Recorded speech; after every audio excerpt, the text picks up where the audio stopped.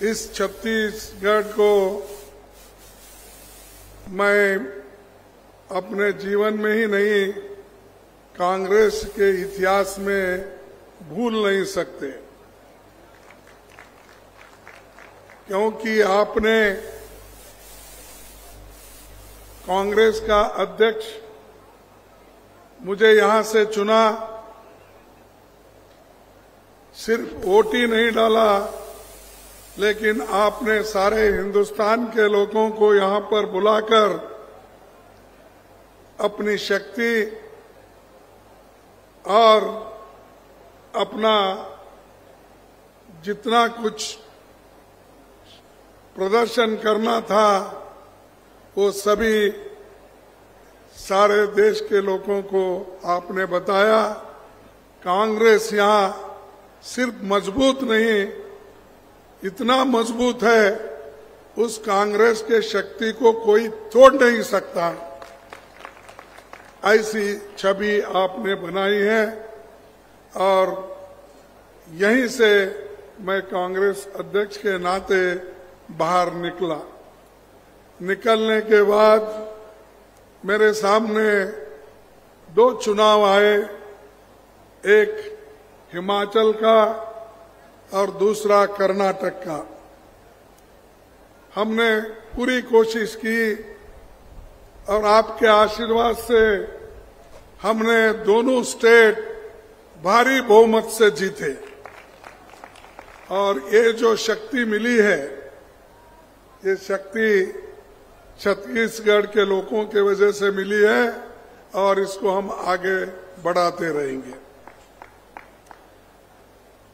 ये जांजगीर में कांग्रेस अध्यक्ष के नाते मैं यहां आया हूं। जैसा कि भूपेश जी ने कहा था कि मुझे यहां पर 11 तारीख आना था, लेकिन पार्लियामेंट रहने की वजह से मुझे यहां आना मुश्किल था, इसीलिए मैं माफी चाहता हूं, क्योंकि वहां पर मणिपुर का विषय बड़ा गंभीर था और हम एक कोशिश कर रहे थे कि किसी न किसी तरीके से मणिपुर के इशू पे चर्चा हो और वहां क्या चल रहा है। और वहां पर इतने 200 से ज्यादा लोग वहां मर चुके हैं, 500 से ज्यादा लोग घायल हो चुके हैं, 5000 से भी ज्यादा लोग वहां पर घायल होके घर में पड़े हैं और कम से कम 5000 घर जलाए गए हैं। इतना ही नहीं,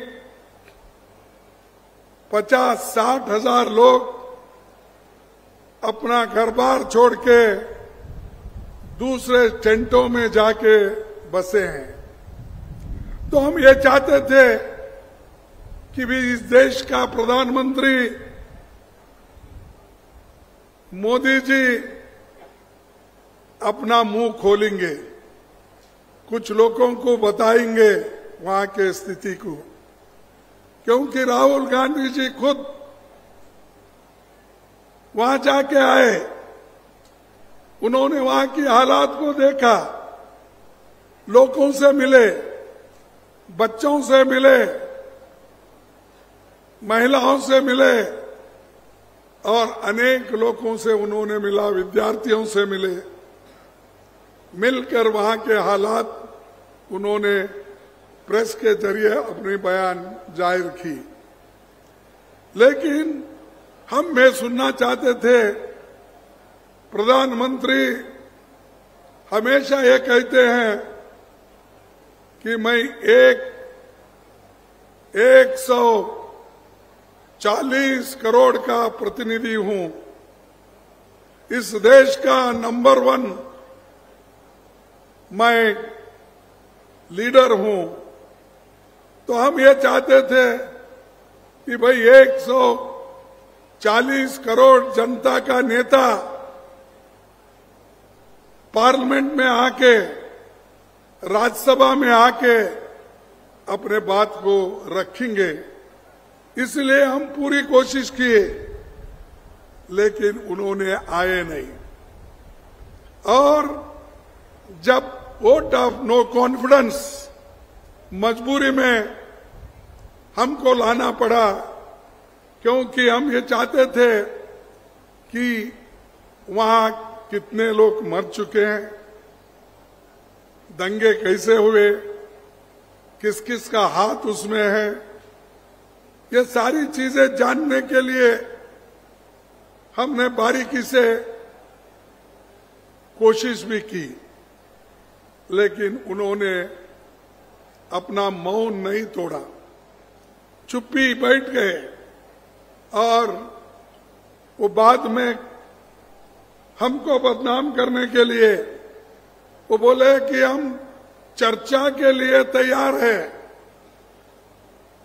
हमारे अमित भाई उसको उत्तर देंगे। अरे भाई, हम अमित भाई को नहीं पूछ रहे, हम मोदी जी को पूछ रहे हैं। तुम नंबर 1 हो, तुमको पूछ रहे हैं।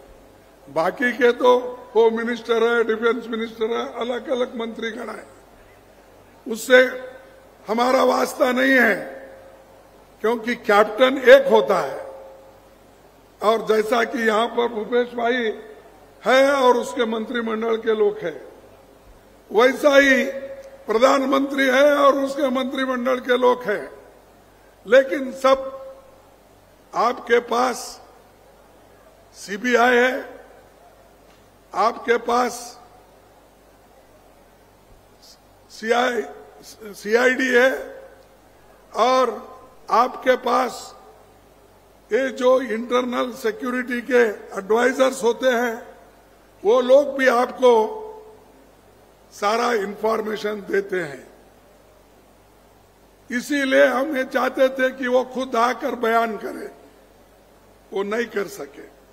इसीलिए राज्यसभा में हम जो कोशिश किए कि रूल 267 के तहत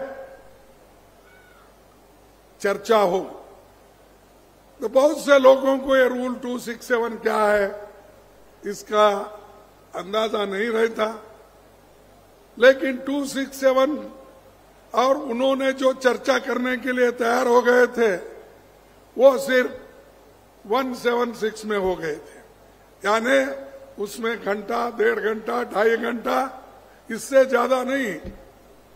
लेकिन रूल 267 में यह होता है कि सारे मेंबर को बोलने का मौका मिलता है और उसका उत्तर भी वो दे सकते हैं। इसीलिए हम ये चाहते थे कि वो इस पे वो स्वीकार करे, लेकिन उन्होंने नहीं किया। आखिरी में मोदी जी ने अपना उत्तर कैसा दिया, जब राहुल जी वहां पर अपनी बात रखे लोकसभा में, उस प्रश्न का जवाब तो उन्होंने नहीं दिया अपने तकरीर में। और जो राहुल जी खुद जाके आंखों देखी खबर वहां रख रहे थे, उसका भी जवाब उन्होंने नहीं दिया। हमारे पार्टी के, हमारे 26 पार्टी के लोग मिलके जो एक गठबंधन बनाए हैं, उन लोगों का भी जवाब उन्होंने नहीं दिया। उल्टा उन्होंने क्या किया, कांग्रेस का मजाक उड़ाने का, नेहरू जी का मजाक उड़ाने का, कांग्रेस पार्टी के नेताओं का मजाक उड़ाने का। और वो बार बार ये कहते ये मोदी ने सब कुछ हुआ, देश में लाइट नहीं थे, मैंने लगा दिया। क्या मोदी आने के बाद रायपुर में लाइट लगी या छत्तीसगढ़ में लाइट आई?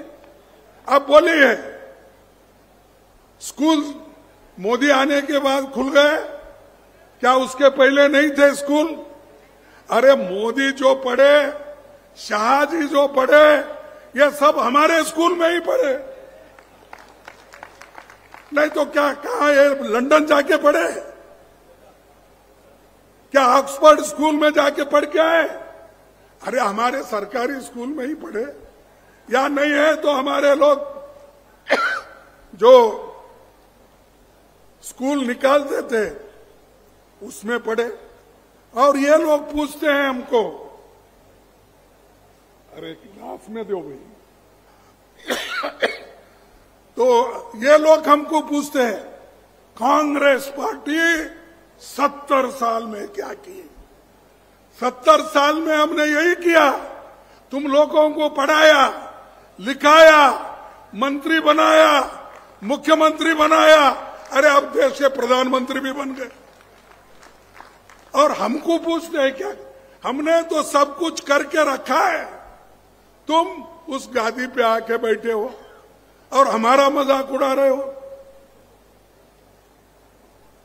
पंडित जवाहरलाल नेहरू से कंपेयर करते हैं, बड़े पंडित जवाहरलाल नेहरू किधर, वल्लभ भाई पटेल किधर, और हमारे कांग्रेस पार्टी के नेता किधर, आप किधर? आप तो आए सीधा ऊपर से टपके, लड़े भी नहीं इलेक्शन, चीफ मिनिस्टर बने। मालूम है ना आपको? मालूम नहीं? उन्होंने आए, चीफ मिनिस्टर बनने के बाद एमएलए बने, प्रधानमंत्री बने। पहला हमारे पार्लियामेंट के सीढ़ी को माथा टेके। इतने नाटक करते हैं, शायद उन्होंने नाटक कंपनी में भर्ती होने के बजाय पार्लियामेंट में आए। अरे देश के लिए तुम क्या किए? देश में तो बंटवारा करे, आप देश को डिवाइड करने का काम करे, समाज को डिवाइड करने का काम किए, और हर जगह जाते हैं कुछ ना कुछ बोलते हैं। अरे आपने काम जो करे किए हैं उसका हिसाब दो ना। यहां जो भिलाई कारखाना है वो भी मोदी के जमाने में आया, शायद नहीं? आपने उनको बुला के फाउंडेशन, अरे हर चीज, अरे एम्स हमने बनाया, इंजीनियरिंग कॉलेज हमने बनाया, मेडिकल कॉलेजेस हमने बनाया, बड़े बड़े कारखाने बना के लाखों लोगों को हमने नौकरियां दी। आप तो नौकरियां उल्टा छीन ले रहे हैं। जो पंडित जवाहरलाल नेहरू जी ने पब्लिक सेक्टर में, सार्वजनिक क्षेत्र में बड़े कारखाने बनाकर लोगों को नौकरी दे रहे थे, वो सब आप एक के बाद छीन ले रहे हैं। सबको प्राइवेटाइज कर रहे हो, अदानी को, अंबानी को, और दूसरे लोग भी है। सिर्फ एक दो बातें ज्यादा हमारे मुंह में आते हैं या लोग कहते हैं, लेकिन ऐसे उनके जो चुने हुए लोग हैं उनके पास बहुत है, उनको अंदर से सपोर्ट करते हैं। अब एयरपोर्ट बेच रहे,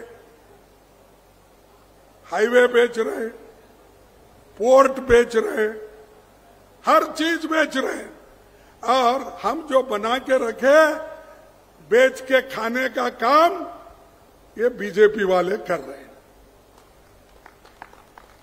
और फिर बार बार हमको पूछते हैं।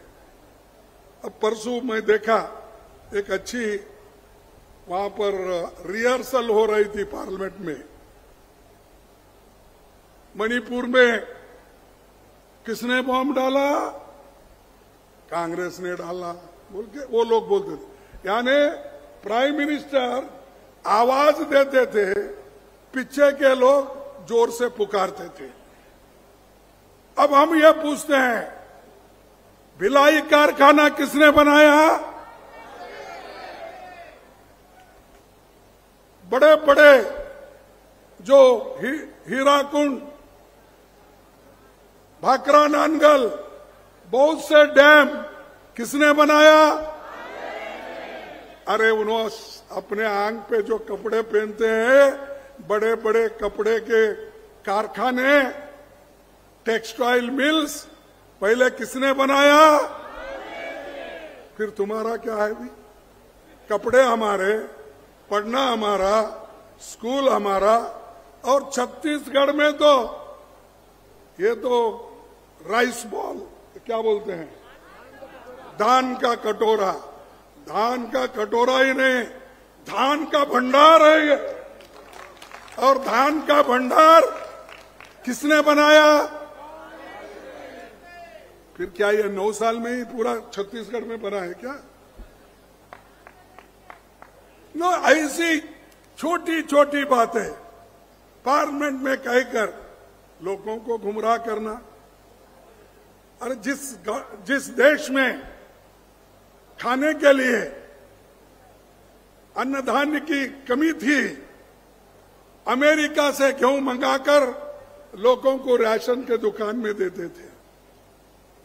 आज अन्न का भंडार गोदाम में भरे हुए हैं और लोग, Sonia Gandhi ji food security act लाकर उन्होंने गरीबों को एक धान देने का, राइस देने का काम शुरू किया और हर एक कुटुंब को कम से कम 35 केजी राइस देने का काम उन्होंने किया। गरीबों को पेट भरना इंपॉर्टेंट है, इनको वो नहीं, इनको बड़े बड़े बंगले बनाना, उसमें रहना और वही बातें बोलना, कांग्रेस ने क्या किया, कांग्रेस ने ये भाई छोड़ो। और चाइना का बोलते हैं 62 में ऐसा हुआ, पाकिस्तान का ऐसा। अरे पाकिस्तान के तो 2 टुकड़े करने वाले कौन? इंदिरा गांधी ने की। आज बांग्लादेश को लिबरेट करके डेमोक्रेसी के तहत चलने के लिए किसने कोशिश की? कांग्रेस ने की, इंदिरा गांधी जी ने की। तुम तो एक कौवा नहीं मारते, एक चूहा नहीं मारते, पहाड़ खोद के एक चूहा निकालते तो ये देखो ये चूहा मैंने निकाला था। अरे हमने तो पाकिस्तान के साथ लड़कर बांग्लादेश को लिबरेट कर दिया। 1 लाख से भी ज्यादा लोगों को जेल में रखा, फिर बाद में छोड़ दिया। ये हमारी ताकत है। और ये सुबह उठते शाम उठते, कांग्रेस क्या की? गांधी फैमिली, गांधी फैमिली के लोग कौन प्राइम मिनिस्टर बने? राजीव गांधी के बाद आप बताइए कौन गांधी फैमिली के लोग प्राइम मिनिस्टर बने या चीफ मिनिस्टर बने या डिप्टी प्राइम मिनिस्टर बने या मिनिस्टर बने? कोई बना है? वो सिर्फ देश की सेवा चाहते हैं। देश को एकता रखने के लिए ही राहुल गांधी कन्याकुमारी से लेकर कश्मीर तक पैदल चले,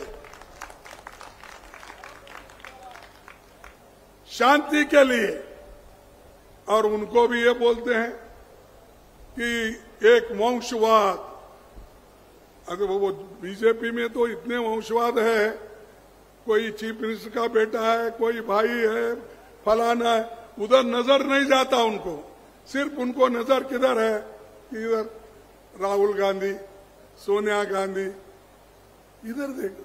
अरे जो लोग उन्होंने कभी सत्ता के लिए कभी लड़े नहीं, उन्होंने हमेशा सेवा भाव से काम करते आए, तो ऐसे लोग आज हमारे कांग्रेस को बदनाम करने का काम कर रहे हैं। लेकिन हमारा काम कैसा है? हमारे नेता लोग जो कुछ भी कांग्रेस पार्टी उनको आदेश देती है, वो आदेश पूरा करती है। यही देखिए अब भरोसे का सम्मेलन क्यों हो रहा है कि जो भूपेश भाई ने, कांग्रेस पार्टी ने, उनके मंत्रीगण ने जो आपको भरोसा दिए थे, उस भरोसे का काम उन्होंने किया है। हमारा सिर्फ राम भरोसा नहीं है, राम के नाम से भरोसा नहीं है। हमारे लोगों को निश्चित रूप से उनके घर तक, उनके दिल तक, उनके अकाउंट तक जाने का काम हमने किया। और ये लोग करते हैं राम भरोसा, जो कुछ भी बोलो 15 लाख देता हूं। दिए क्या? 15 लाख हर घर को देता हूं। किसने बोला? मोदी ने बोला। छत्तीसगढ़ के मिला होगा। हाँ, छत्तीसगढ़ के लोगों को आपने दिलाया होगा। आप झूठ बोल रहे हैं। हाँ, ये कैसा? क्योंकि या तो प्राइम मिनिस्टर झूठ होगा या नहीं तो आप, कहीं कोई ना कोई झूठ होगा ना भाई। नहीं तो आप लिए वाले झूठ बोल रहे। 2 करोड़ नौकरियां, 2 करोड़ नौकरियां हर साल देंगे। अब 9 साल बीत गए, 18 करोड़ नौकरियां आपको मिले नहीं। ये नहीं कैसा? एक देश का प्रधानमंत्री झूठ बोलता है? नहीं, आप नौकरी लेकर झूठ बोल रहे हो। मुझे ऐसा कहना पड़ता है। तो ये अपनी उन्होंने जो भरोसा दिए वो एक भी फुलफिल नहीं हुआ। और कांग्रेस पार्टी के हमारे भूपेश बघेल जी ने और उनके मंत्रिमंडल में जो भरोसा दिया वो करके दिखाया। और ऊपर से हमको पूछते हैं क्या? अरे जो कुछ किए हैं हमारे लोगों ने किया है। और आपको हमारा नाम, हमारा काम अगर लेने में कोई शर्म आती है तो छोड़ दो उसको आप, लेकिन लोग भूलेंगे नहीं। नेहरू जी ने क्या किया इस देश के लिए, कभी लोग भूलेंगे नहीं। गांधी जी इस देश को आजादी दिलाई, वो भूलेंगे नहीं। और गांधी जी के साथ क्या व्यवहार इन लोगों ने किया ये सबको मालूम है। मैं किसी का नाम नहीं लेना चाहता हूं, लेकिन मजबूरन आप सबको मालूम है, मजबूरन हमको लेना भी पड़ता है। कभी लेंगे, उसका डरेंगे नहीं और डरने वाला भी नहीं मैं। खासकर हमारे जो भाई लोग हैं, ये अच्छा काम यहाँ पर हो रहा है और उनको भी जरा डर, इस बार भी हमारी कांग्रेस ही यहाँ पर जीतेगी ऐसा उनके लोग भी कह रहे हैं। उनको भी इस यहाँ पर बीजेपी जीतने का उनको कोई भरोसा दिख रहा नहीं। उसीलिए वो क्या कर रहे हैं कि किसी तरह से यहाँ के लोग चिढ़ जाए, यहाँ के मिनिस्टर चिढ़ जाए, डर जाए, या चीफ मिनिस्टर डर जाए। तो इसीलिए अरे ये तो डरते नहीं भाई, इनको क्या करना, लगा दो इनके पीछे ईडी, लगा दो इनके पीछे सीबीआई, लगा दो इनके पीछे और एक विजिलेंस। ये सब ये कर रहे हैं डराने के लिए। लेकिन कांग्रेस के लोग कितने मजबूत है, ये डरने वाले नहीं है।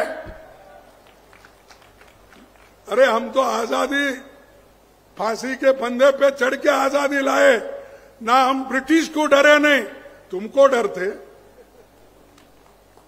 डरने वाले नहीं है। मेरे को और भी याद आता है, मेरा इधर रायपुर में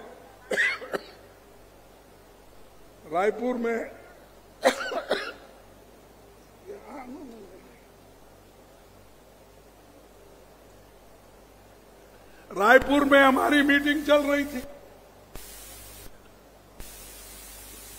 बाहर से अंदर से लाखों लोग वहां जमा हुए थे। उस वक्त भी प्रधानमंत्री के लोग ईडी का, सीबीआई का ये काम चल रहा था। इनकम टैक्स ना डालो, डर जाते हैं, कोई डरा नहीं। ईडी लगाओ, कोई डरा नहीं।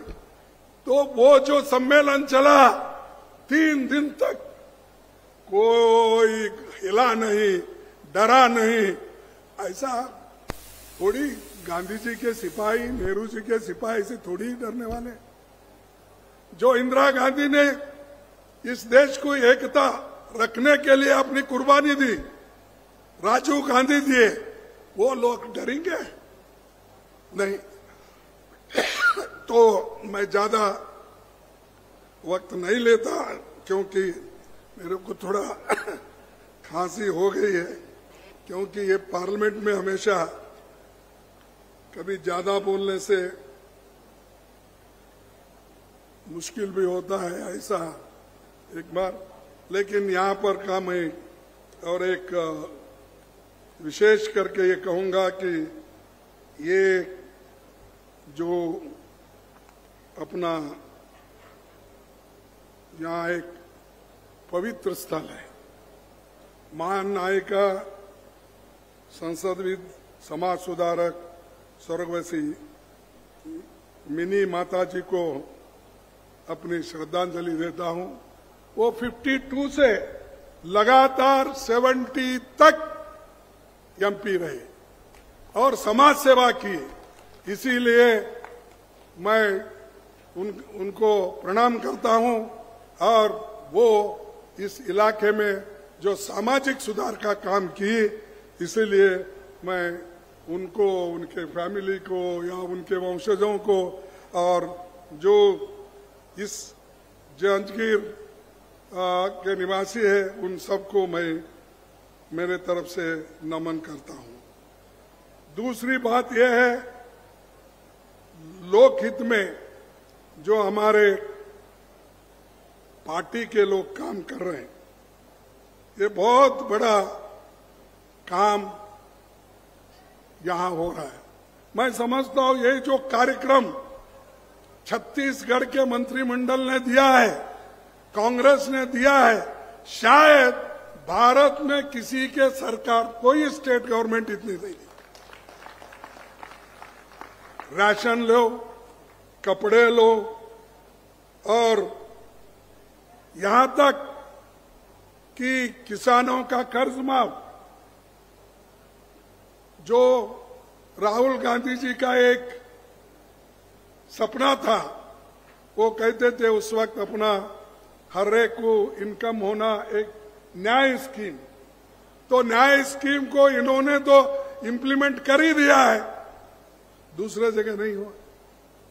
तो जो चीज अब ऐसा है कि भूपेश बघेल के पास शायद अलाउद्दीन का चिराग दिख रहा, जो भी मांगोगे वो आपको मिलेगा। तो ऐसा अलाउद्दीन चिराग रख लेके वो बैठे हैं। छत्तीसगढ़ के लोग, खासकर गरीब लोग, किसान लोग, युवा, महिला, एसटी, एससी, सभी को कुछ ना कुछ दिया है। हमारे सभी जो वक्ता थे मंत्रिमंडल के, उन्होंने बताया, एक एक करके बताया, सबको कुछ ना कुछ मिला है, इसीलिए संतुष्ट है। यहाँ गड़बड़ी कम है जरा, इसीलिए ज्यादा गड़बड़ी नहीं है। तो मैं आपसे यही प्रण करूंगा कि ये जो शांति के साथ यहाँ डेवलपमेंट हो रहा है, तो इसको आप ऐसा ही संभाल के रखिए, और आने वाले चुनाव में इससे भारी बहुमत में आप चुन के लाएंगे, ऐसा मुझे विश्वास है। और एक आपके लिए भी उन्होंने कुछ प्रधानमंत्री जी ने बोला है, आप सुने या नहीं सुने। प्राइम मिनिस्टर ने मणिपुर की हिंसा की तुलना छत्तीसगढ़ से करके यहां के लोगों का अपमान किया है। ये पार्लियामेंट में क्या मणिपुर जैसा यहां कोई घटना हुई? अरे मणिपुर में जो हुआ, वहां हमारे महिलाओं की इज्जत लूटी गई, उनके कपड़े निकाले गए, घर जलाए गए, खाने के लिए कुछ भी नहीं है। ऐसा मणिपुर का स्थिति किसने बनाया? प्राइम मिनिस्टर ने बनाया।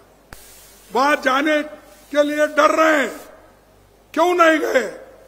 अरे यहां पर इलेक्शन में घूम रहे आप, स्पीचेस दे रहे, यहां पर छत्तीसगढ़ में आए, राजस्थान में गए, इजिप्ट गए, उधर गए, इधर गए, 100 दिन में दुनिया भर फिरे, लेकिन मणिपुर नहीं गए। और ऐसा बताते हैं कि लोगों के प्रति मेरा बहुत प्यार है। यही प्यार हमारे साथ, शादी किसी के साथ, वो आरएसएस के साथ शादी उनकी, तो मोहब्बत तो हमारे साथ, शादी आरएसएस के साथ। ऐसे प्रधानमंत्री जी है।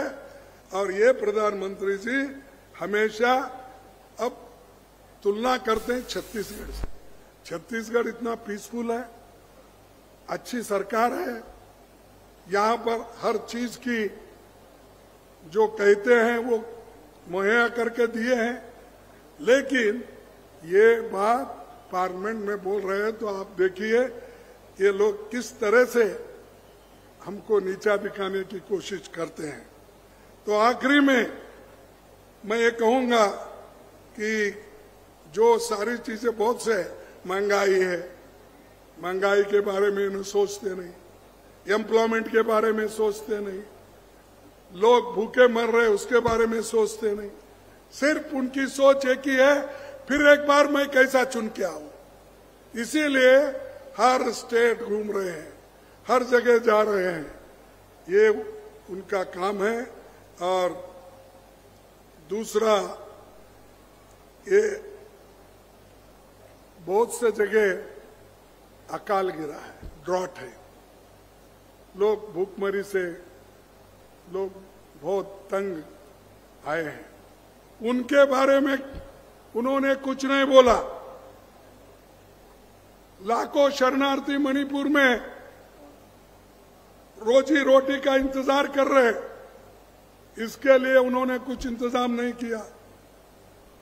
सोशल जस्टिस उनके पास नहीं है, सिर्फ वो जो बोलते हैं वही सही, दूसरों का सुनते नहीं।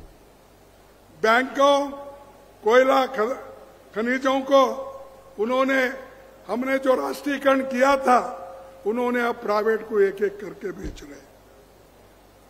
ये सारी चीजें लोगों को तंग और तबाह करने की कोशिश वो कर रहे हैं। इसीलिए आपको सतर्क रहना है। आने वाले पार्लियामेंट चुनाव में आप एक होकर, एकजुट होकर कांग्रेस पार्टी को चुनेंगे और कांग्रेस पार्टी बहुमत से आने वाले चुनाव में, नहीं असेंबली में तो आएगा ही। मैं मेरा भी फिक्र कर रहा हूं भाई, मैं उनका तो फिक्र है, वो कैसा भी संभाल लिए हैं, इसीलिए तो वो भरोसे का सम्मेलन कर रहे। मेरे पास भरोसे का सम्मेलन नहीं है ना, तो मैं तो कोशिश करके फिर पार्लियामेंट में जिताना है। मैं अगर जिताना है, इनके मदद के सिवाय मैं जिता नहीं सकता। जो यहाँ बैठे हुए लोग हैं, यही मुझे मेरी मदद करना है।